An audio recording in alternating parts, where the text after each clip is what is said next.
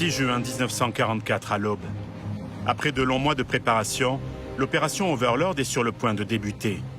Les troupes alliées aperçoivent les côtes normandes. C'est le D-Day. Mais dans la nuit précédant le débarquement, les premiers hommes de cette opération titanesque ont déjà posé le pied sur le sol français. Parmi eux, des parachutistes à la mission particulière.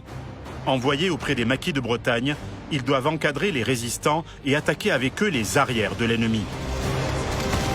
Ces soldats d'élite appartiennent au fameux SAS, le Special Air Service britannique. Et ils ont une particularité, ils sont français. Ils sont très enthousiastes, bien sûr. Ils se sont engagés dans les SAS pour être les premiers à revenir en France. Ces parachutistes ne combattront donc pas seuls, car la Bretagne est une terre de résistance. Plusieurs maquis s'y sont installés très tôt. Dans le petit village de Saint-Marcel, une ferme accueille de nombreux patriotes.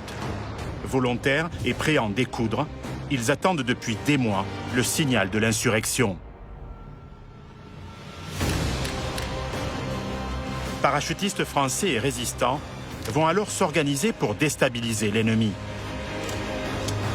Leurs multiples missions de sabotage auront pour objectif d'empêcher les renforts allemands situés en Bretagne de rejoindre les côtes normandes.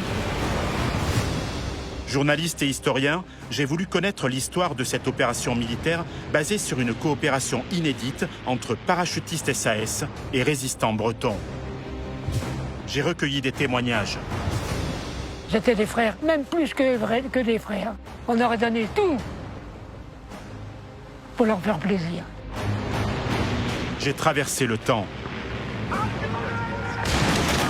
Des passionnés d'histoire vivante ont reconstitué pour moi la dureté des combats.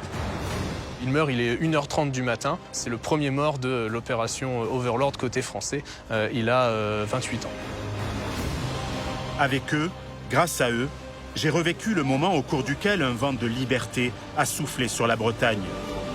J'ai découvert l'une des batailles les plus tragiques de la libération de la France, un combat sans pitié, au cœur de la campagne bretonne.